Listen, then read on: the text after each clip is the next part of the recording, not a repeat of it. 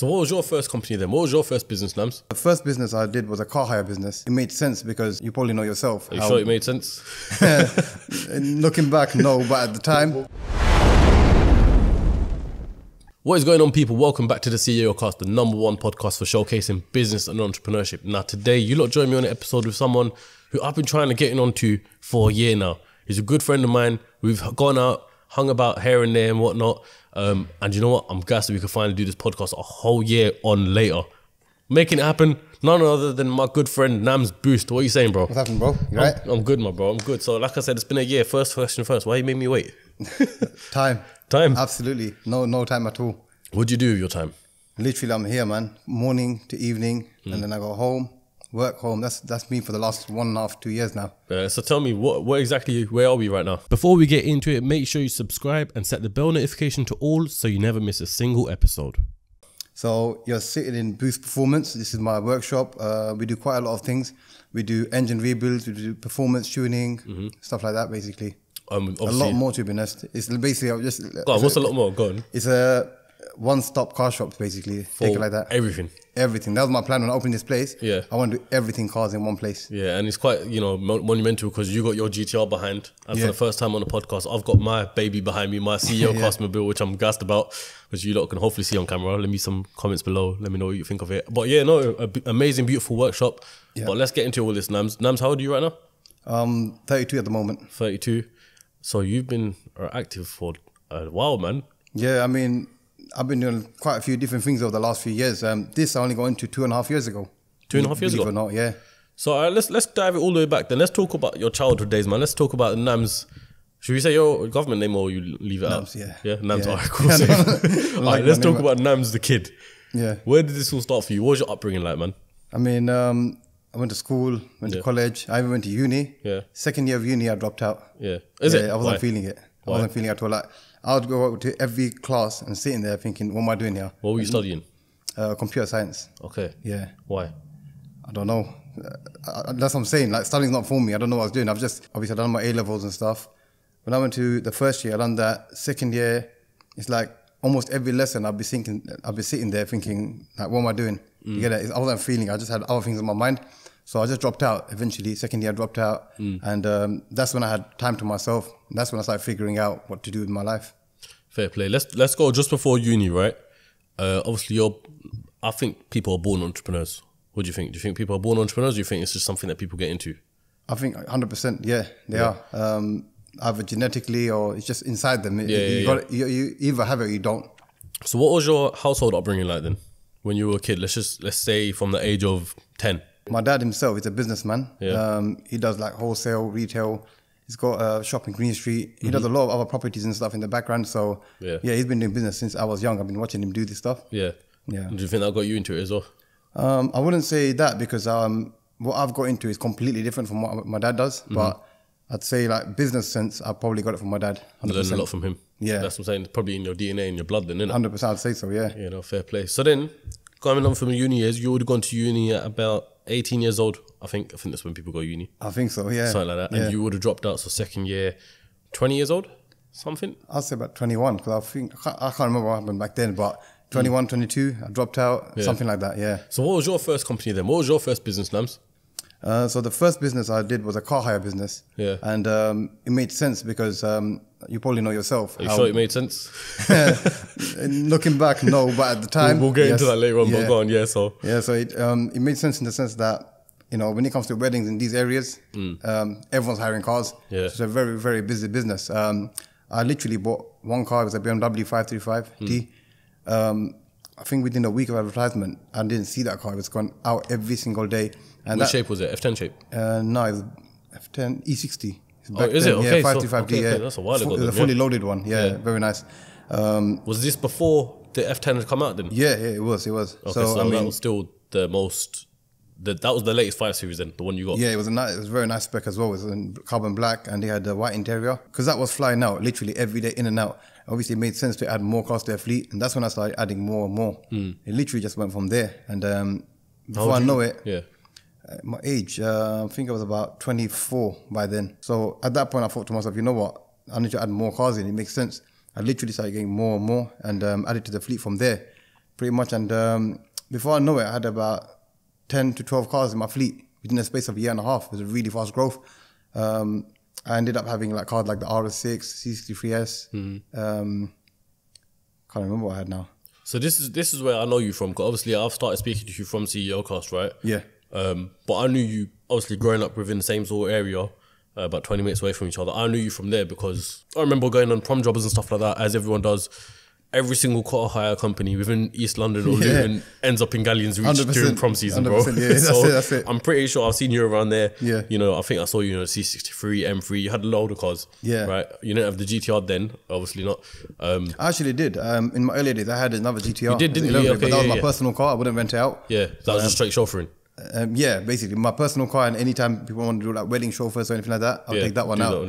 But other than that, in terms of AMG, M and RS, I wanted to cover every model, so I pretty much went for all my favorites pretty much. So I'm interested to know in this, Namz, man, what was your experience like in a rental game? I think you know, even in the trade, isn't it?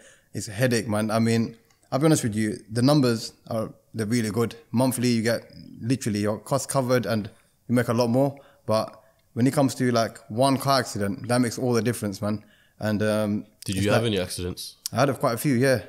So the problem is, see, even if the car's insured, most of these guys in the area, they'll pass the keys on to their mate, go for a spin around the corner, stacked it. That's when it goes, isn't it? Yeah. That's like a 10 grand damage done. And who's got 10 grand in their pocket? These guys are like 25, 26, you know? Yeah, most time insurance ain't paying like that either. I mean, yeah, it depends on the insurance. Some excess are really high, and then some of these guys, they don't have the savings in their pocket. So that's when I had to start vetting them and stuff. And I would selectively give my cars to people, not just anyone and everyone. Yeah. It was doing better like near the end.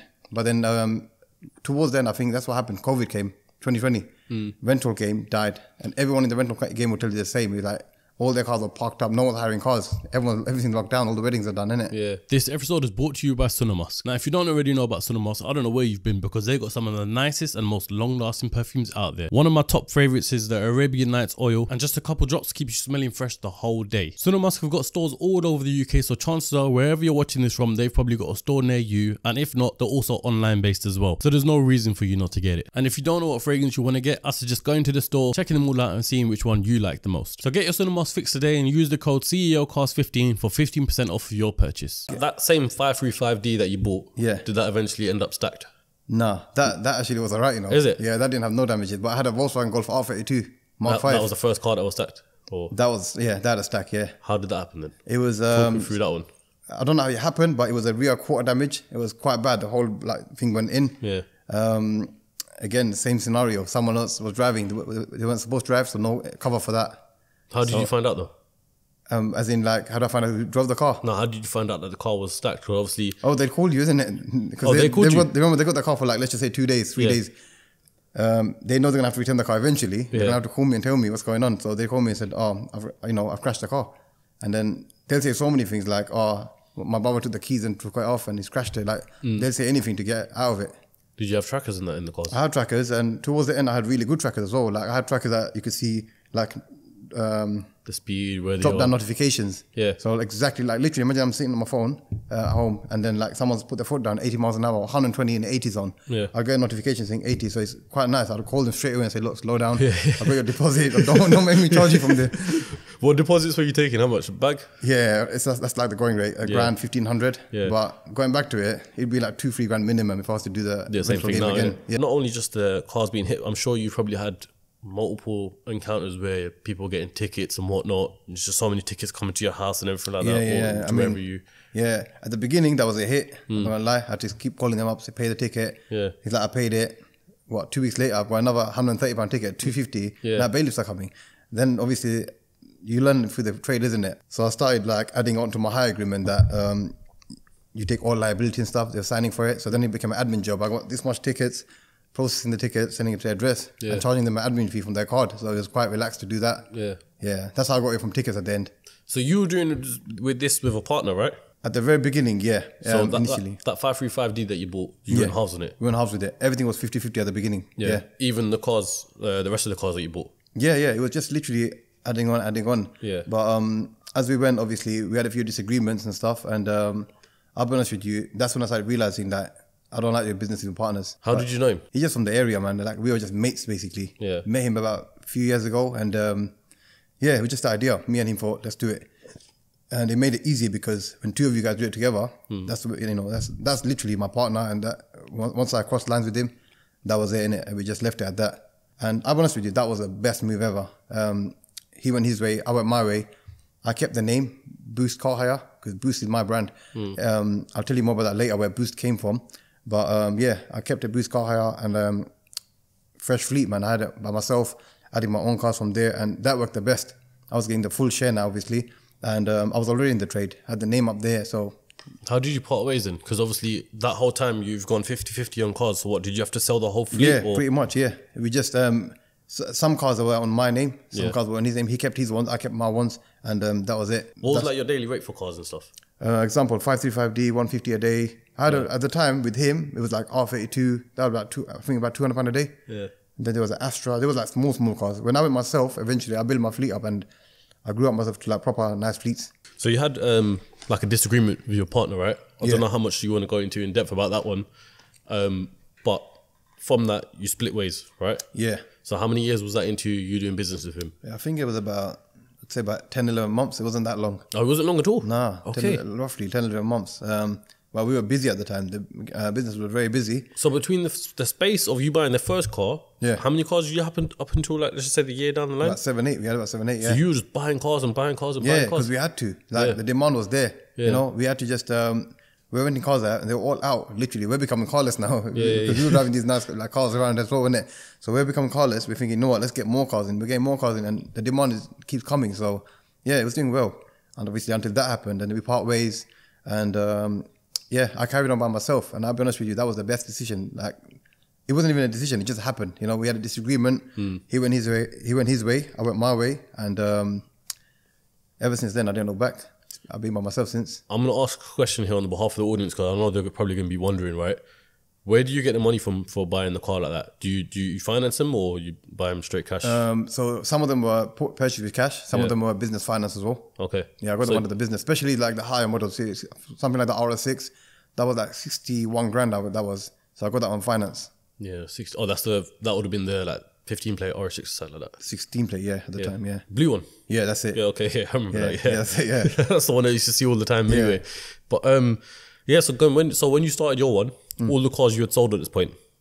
Yeah, so I had a few cars. Obviously, I had a few cars from myself from before. Yeah. I kept them, rent them out, but I wanted to get updated fleet. And then this is what I'm saying, like, how I see it like this, yeah. For example, if you have a car accident, yeah, with let's just say an R32 crashed, repair damage on that roughly, yeah, about 5-6 grand. And I was doing the maths. I thought, you know what, I could get an RS6, yeah. I know it's a bit expensive the car, but the daily rate is way more. I pushed that out for the same amount of days, and I make a lot more money. And if that has an accident from the front end, it'd be give or take about 2-3 grand more to repair front end, Compared to what car? Like an R32. Okay. Because bumpers, radiator trim and stuff, it's not much more extra. Yeah. But you're getting paid a lot more per day. How much was it? Like 350 a day. Okay. Sorry, the RS6 actually was 375 a day.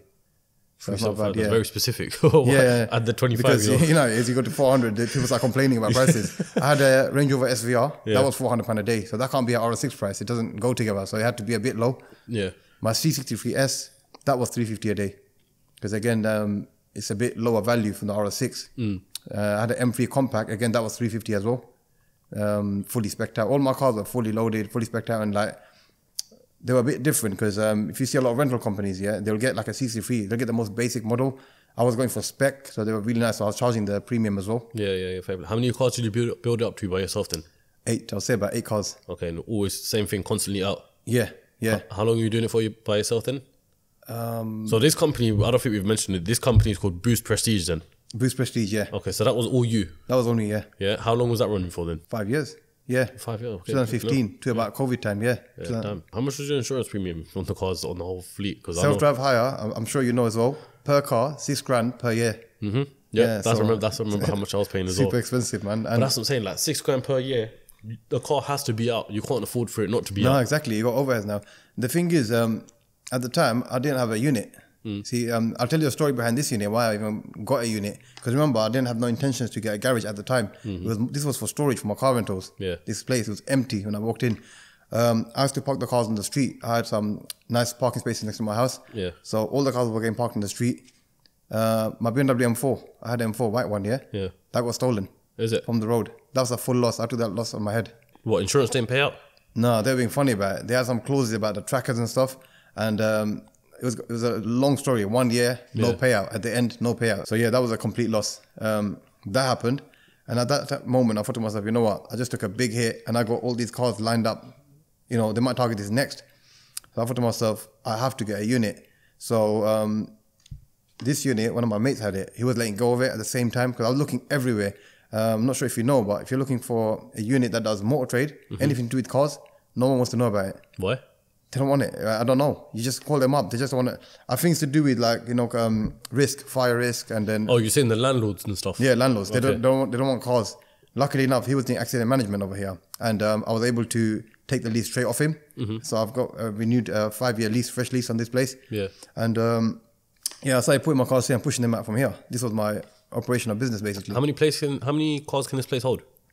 I mean, it looks like quite a few right now, but I'm assuming when you got it first, there was no ramps in it or anything. Nah, yeah. So at the time, well, the size of this place is 4,500 square feet. Yeah. If you was to put cars in here, I'd say about 40 at least. If you put 4 each side, all the way to the end. Yeah. Yeah. I'd say about that much. And it was enough for what I was doing because I got all the space outside as well. All the Oh, space yeah, outside that's and on what the it was. back. Yeah. And even this place in the back here, it was empty. It was a crazy place, man. That was all free. I had this place until COVID came, basically. And that's when all the rental completely died out. Well, like beginning of 2020? Literally COVID time. Beginning of 2020, yeah. So then what, you still had your 8 cars then, like when COVID came around? Yeah, same cars. I had the same cars. And then basically I had all these cars sitting there and I know what with time the cars are going to depreciate. I don't know how long this COVID is going to last for. So people were taking cars occasionally, but it wasn't enough to cover the overheads. Yeah. You get it? So at the time I was thinking, you know what, I either sell it but then I was thinking to myself, what do I do with this place? That's when I thought to myself, you know what, I always wanted to open a garage, like a workshop, to do tuning and engine rebuild and stuff like that. And that was my opportunity right there. I thought, you know what, let me sell these cars off and start this business. And that's literally where this garage started. Boost Performance, that's where it started. So I'm assuming with the money you used from, the money you obtained from selling all those cars is what you basically invested into here. Pretty much, yeah. Because from what I've heard, like ramps are expensive. I mean, yeah. And the equipment you're going to need is expensive. Everything I've invested in this place is literally top of the range. Like example, this rotary ramp here, you can get ramps for £1,500. These cost £4,000 each. Why? What's the difference? American and good quality, 3 years warranty. Yeah. Yeah, like top of the range. It's holding up a Range Rover, so I mean, I don't know anything about ramps, but that's good enough, innit? Yeah, that's it, man. When you decided you wanted to open up your car tuning place / garage, what was the first step that you done? Obviously, for any garage, you need ramps, yeah? So I bought the one ramp first, yeah? And I got it installed. And I literally I made a new business, Boost Technic. That's the name I named this place first. Yeah. And I started taking on jobs. And literally, remember, at this time, I got the rent of this place, the rates, the bills, everything on my head. I need to cover it somehow. So I got some like light skills with mechanical. So I started doing with my own hands, literally. I started doing servicing, brake replacements. And also, at the same time, the MOT station, I don't know if it's in the camera or not, I thought MOTs make, good source of income. Consistent money, innit? Yeah, exactly. Yeah. Constant source of money. And obviously MOT failures, they provide more income. So I thought I'll get MOT bay in here. So I was busy with that, like getting that set up. That took about like 10, 11 months to like get approved, get it installed, get the equipment in. That was it. That was my MOT bay, had one ramp.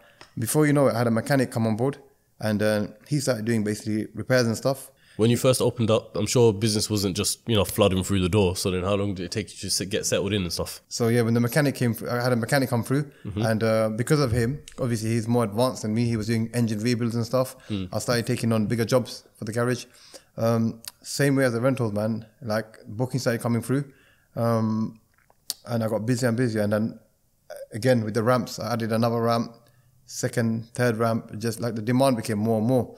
Before you know it, I grew this place. And when I walked in, I thought this is all the space I'll ever need.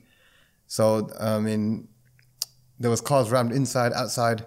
That's just for like the garage side as well. So during that time, obviously I thought, you know what? These guys, they're doing the mechanical stuff, tuning, fitting, exhaust and intakes and anything, or even car repairs. They were doing that. I had the MOT bay going on. So I thought to myself, I should make myself useful. I'm into tuning cars, and this is the perfect opportunity. So I literally go into that from there. How did you learn to tune cars? Done a course. Oh, is it? Yeah, I only had a clue about everything anyway from beforehand. I used to always read about it.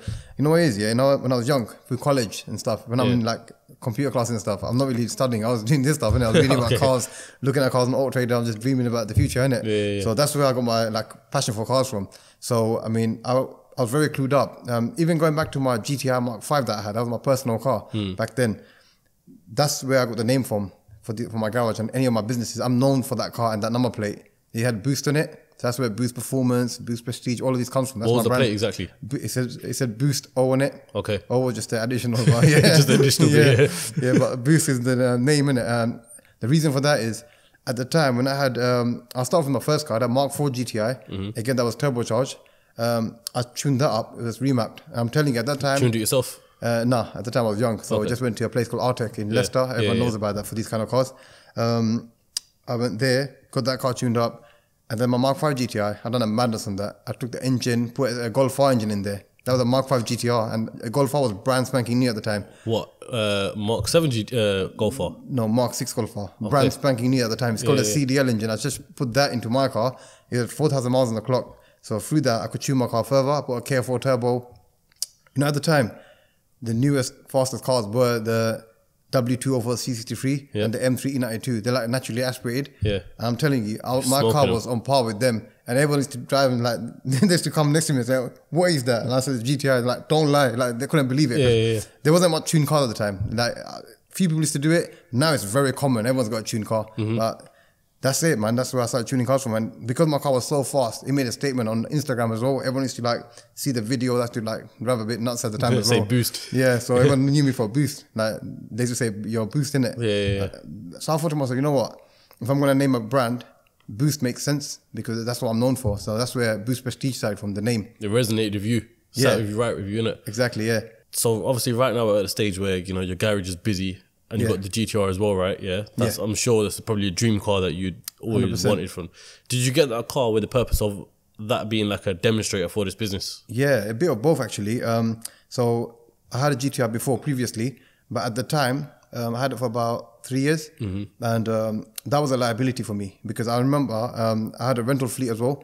And I done the maths that car sitting there, I used to drive that literally maybe once in 2 weeks, just a weekend car. Yeah. And I thought to myself, I'm making a good amount of money just from doing rental, pushing cars out. I can replace my GTR with a rental car that I can still drive around and make money out of it. Instead of costing me money per month, I'll make money from it per month. So I got rid of that. And that was a good decision at the time because then that's where I got the RS6 from. GTR was gone, RS6 came in. That was about, 5 years ago? So ever since that, GTR was my dream car, the R35. That was like literally my dream car. I was always dreaming for that. Like previously, before that, when I was like a lot younger, it was the R34 GTR, Supra and stuff like that. Yeah. So this car, this is the last one ever made. It's literally a one of one. I spec'd it to my own liking in Bayside Blue. So I've done that because 2 reasons. Personally, I love the car, and 2, 100% demonstrator as well. Like my plan with that car is take the engine out, rebuild it, forge the internals, bigger turbo, go for about above 1,000 bhp. Because when you do stuff like this, people see it and then obviously they think, you know what, this garage is serious. They've done their car. I can see it. There's a product. I want that on my car now. That's how it works. So that's definitely a demonstrator. I think one of the biggest things, in my opinion, that helps you with your garage as well is YouTube. Am I right? Yeah, massively. So everyone, for people who come to this video right now, they probably know you. They've probably seen you on YouTube. That's it. I mean, you had a Range Rover rebuild that you done. That's it. And that crossed over, how many views was it? 1 million views? 2 million views, yeah.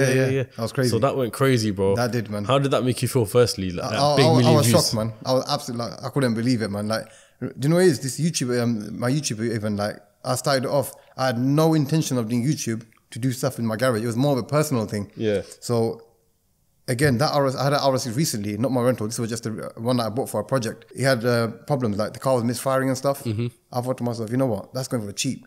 The retail value was around 58 grand. I bought for 42 grand, misfiring. And I thought to myself, from auction or something? Auction, yeah. I saw the information, the car's running and it's just running rough. I'm thinking to myself, you know what? We've done loads of this stuff before. I could probably fix that for a few grand. Yeah. Got the car in here. Turns out it needed 2 new fuel pumps, £600. Car was mint. Is it? That's it. That's all you That's needed. it. That's so it. you spent, let's just say, £42,500 on a car that's worth 52 grand. No, more than that. Like, but remember the car price went up. It was by the time I sold it, it was worth 58 grand. It went up on my hands. While I had it on me, all the car prices were going up at the time. It ended up being 58. It was 53 value when I bought it. After, like, obviously, I wanted to drive around for a bit. I tuned it up even. I then on stage 2, put the downpipes on, driving the car around. And before I know it, come to sell it, the car's gone up by another 5-6 grand. So how much did you sell it for exactly? 57. Okay, so you profited. Yeah, very good margin. I'm telling you, there's a lot of good cars. There's a lot of money in cars. You just have to know what you're doing with it. Yeah, and on that video, I think you got about, because I remember the thumbnail and title, you got about 500,000 views on that got 500,000. See, that video, I unintentionally just filmed it for YouTube because I bought a car. It's an RS6. I love the RS6 anyway. So I was just showing the car around. And then I posted that. That went viral. And I thought to myself, you know what? I think I found my spot for YouTube, what to do. Because previously I'd done like tuning videos and stuff. They were doing alright, like 30K and stuff, but not like the numbers that these cars. People love rebuild videos, man. Projects, they love projects. Look at, there's a great example, Matt Armstrong. You must have seen him. Massive, massive, yeah. That's what I'm saying. Like, all he does is rebuilds and stuff. People love that stuff. 100%. So what's the car? The last car you documented for a rebuild was what? CLS63. CLS63. Yeah. You sold that now? Not yet, no. I haven't even put it up for sale yet. Okay, fair enough, yeah. So that was the last one you done. And I remember you were speaking to me a while ago saying that you're looking for another car. Have you bought anything to bring back to the channel? What was that? How long was this? You know when I came here that time with my car or something like that, you said you were getting an M6. Oh, that one. Yeah. No, I didn't buy that there. Oh, you didn't? No, I didn't. It went for like silly money, innit? It didn't make sense. Okay. Yeah, you have to do the numbers as well, innit? Like, just because everyone's bidding on it doesn't mean it's a good buy. Risk, it has to make sense for me. I take into factor that if it needs an engine, I could be looking up to 7-8 grand out. That's if that's close to retail price.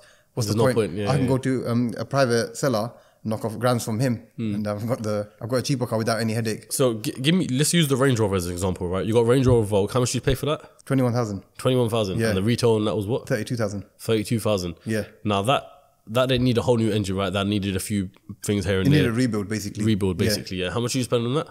About, I think 3.5K. That's sold now, isn't it? Yeah, that's gone. That was sold quick. And one of my YouTube viewers bought it. Is it? Yeah, literally. I was, you know, when I made the video, I said, if any of you want to buy this car, let me know. Yeah. Phone calls started coming in. I got a few inquiries all around the country, actually, like different people. Yeah. And one guy from Hackney came and bought it. Is it? How much did you sell it for? 31.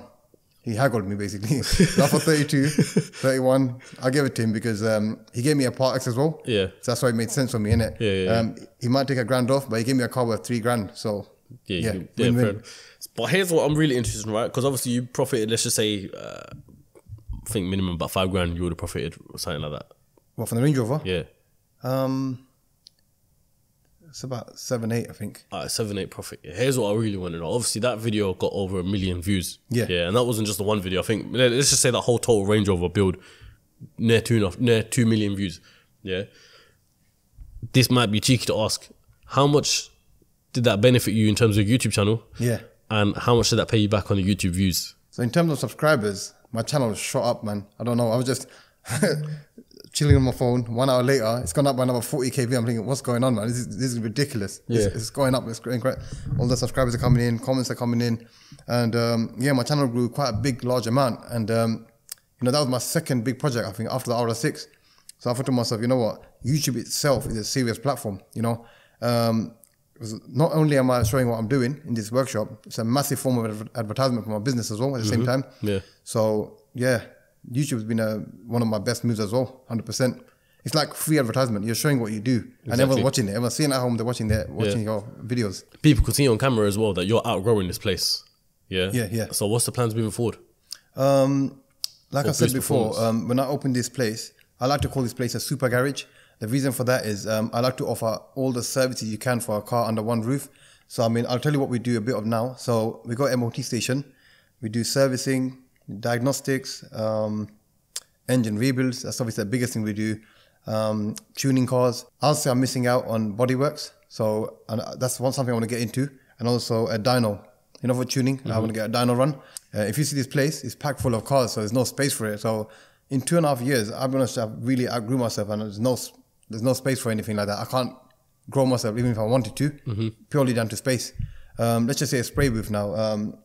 If I was to fit one right behind where you're sitting, that's the whole spray booth there. You know? It's losing valuable parking spaces, which I use for car stock or even queues for cars for the ramps. So going forward, my lease expires here about a year and a half.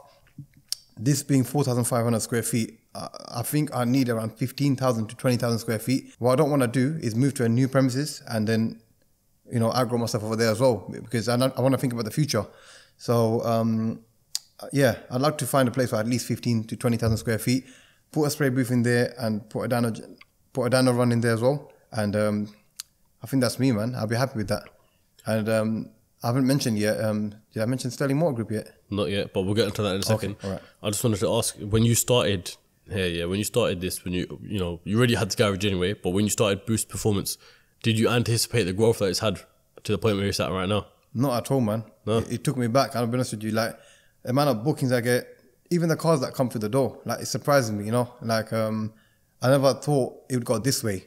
Do you know what I mean? And in 2.5 years, the growth rate has been very, very fast. Like, more faster than I can comprehend what's going on. And you got a huge array of cars as well. I mean, you got a Hurricane right here. Yeah. Obviously, your GTR is your GTR. The M5. You've got a whole load of cars. G-Wagon here. You done F's M5. F-Speed M5, yeah. Yeah, which F, if you're watching this, your M5 was... to say the least, I'm pretty sure you can agree. That's it. But you rebuilt that. So the amount of cars you're getting now, is it majority performance cars or is it just... Performance cars are coming left, right and centre now. I started off with like small cars, like, you know, like these kind of cars, like Volkswagen Scirocco or Golfs. These are the first cars that were coming in. Slowly, I started having more and more customers from the tuning side, repair side. And I think, you know what it is? When it came to me doing engine rebuilds, even I saw it this way as well. I thought to myself, if I do engine rebuilds and big engines, like V8s and stuff, people would think, you know what? He's building an engine. You can do anything to a car. If you can build an engine, you can do anything. And that's where I think my company is getting a lot of trust from, because they're seeing I'm pulling these builds off. They're leaving the door, they're not coming back. And you have lots of engine rebuild places. Like, you build an engine, 1 week later, the engine's knocking again, it's coming back and it's off the road. So, yeah, we're learning a lot along the way and we're growing as we go. Talk to me about Sterling Motor Group. Okay, so Sterling Motor Group, where's it now? October. I started in January. I go into car sales because I thought to myself, you know, I got the space for it. A lot of car parking spaces outside.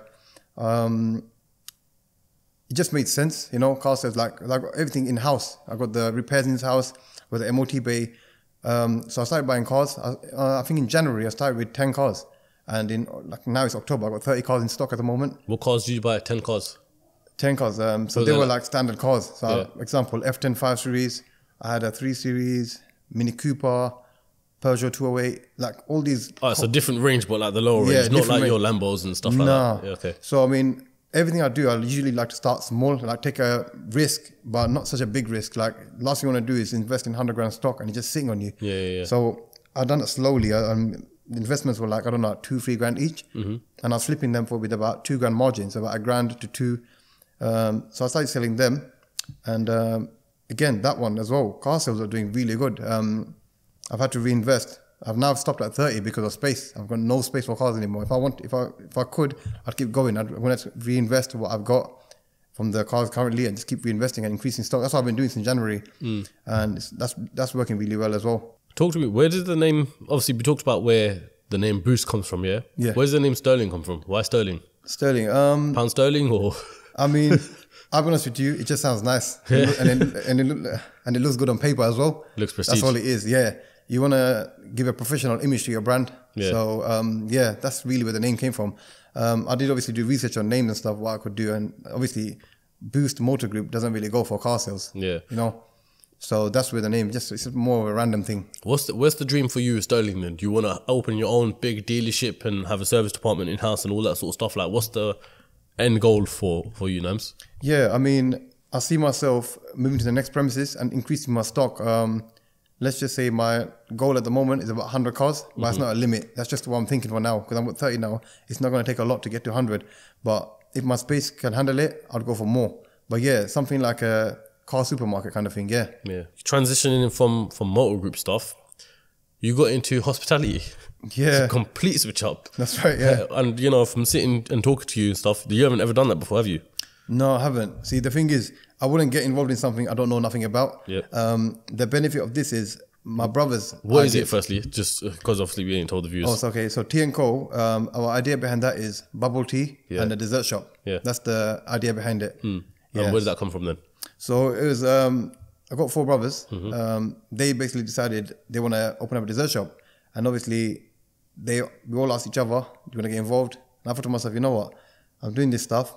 If there's 4 guys there helping me out with it, it's not going to take a lot out of me to go out there and open another business. So I thought, why not invest in other things as well? You know, what I wanted to do was have more sources of income, basically, pretty much. So adding to what I've got already. My brothers and them, they have a clue of what they're doing with that stuff. So they know what they're doing. So I do get involved in it. We have meetings and stuff. But going forward, we'll have to see where that goes. When's that going to open? Where is it? It's in Hackney. Very good location, actually. Dalston Lane. Okay, yeah. That's where all the other shops are. Like, you got Starbucks, you got McDonald's and all these other high street shops right in the bang in the middle. Some would say that's competitive though, no? True, but we're going to be offering something very different as well. Yeah. So once we open, it's a competitive place, but the footfall is massive. So we're going to have to just see how it goes. I'm looking forward to it though, because again, it is something different from what I've done. And, you know, if that works out, we don't know what the future holds. You can do a whole franchise and everything like that. That's it, yeah. You can be big on that one, inshallah. Inshallah, yeah. You know, I want to dive more deep into like the way you run things in your life, like your morals, your ethics, the way you handle business, how you choose to go into a certain industry and stuff like that. So talk to me, like, what's like some things that you stand by, not just in business, but just in life? Honesty, 100%, keeping honest. And in terms of business, I followed my passion here. I enjoy what I do. I wouldn't even class this as work, even though I'm putting hours in here. It just never feels like I'm working. Well, honesty is a big one, to be fair. Like, you got to be honest in business. And just in general, with people around you and whatnot, like, you got to be honest, innit? Yeah, like, I mean, you know, a garage, everyone has trust problems with a garage. Like, I'm telling you, being in the trade, I know what I could say to people and I know what I could do, and I've seen garages do it. Yeah. And I can't believe it. Like, they'll literally screw your car up. Like, when you drop your car off, they'll tell you your bill is $3,000 and you get this stuff done, and people go ahead. You know, I keep it 100 with my customers, man. 'Cause I think honesty takes you very far. I'm going to give you one example, yeah? A customer called me for a C63S. He said, I need a full engine rebuild. I quoted him about $8,000. Got the car come in, we tested it, the crank was turning, we done our checks, we got the car up and running within half an hour. I said to him, your car's back to normal?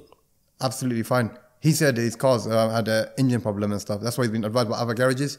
He's dropped it to me for a rebuild. We got the car up and running half an hour. Obviously, I didn't bill him for engine rebuild. I could have held the car back for 2 weeks saying you need this, that, and charge him the full whack. Yeah, but truthfully, the car would just be sitting there, you know. Yeah, exactly. Yeah. We got the car. I was shocked. I had the car running. I was staring at it thinking, what's going on? So what was wrong with it exactly? I think what he said was the car had an accident. He had a big side whack. Yeah. All the oil came out and stuff, and I think he goes to me, the engine was knocking. So we done our tests and stuff. We didn't find no cuttings inside. We turned the crank manually. Obviously, it's probably a bit technical, but we got the car up and running. My mechanic, Sean, he's a senior tech. He's got a lot of experience with big engines and stuff. So he got the car up and running. And I think the customer showed me his appreciation on that, because, you know, he knows I could have easily kept it and done that. But I think these things take you far in business. You know, in the long run, like, people trust you and stuff, and that's how you build your customer base. You get word of mouth from there, and, you know, it goes a very long way. Yeah, building trust and building relationships. Yeah. You know, that people, other garages, if they're telling him engine rebuild, they probably would just have whacked him for $8,000 and then thought, okay, cool, on to the next customer. Whereas this guy, now that you've built a trust and relationship with him, he'll probably keep coming back to you for X, Y, Z, many other things. If he gets a car, another problem, just bring it straight to Namz, because he knows you're honest and you've given him that trust. Yeah, exactly. That's what it's all about in business, isn't it? That's it. Yeah. To be honest, being in the trade, I've seen that I say 90% of garages or workshops around the country, they don't really touch engines because it's a very high risk area. A lot of mechanics, they refuse to touch engines completely. They want to touch anything outside of it, but not internally. So that itself is a big risk that I had to take here.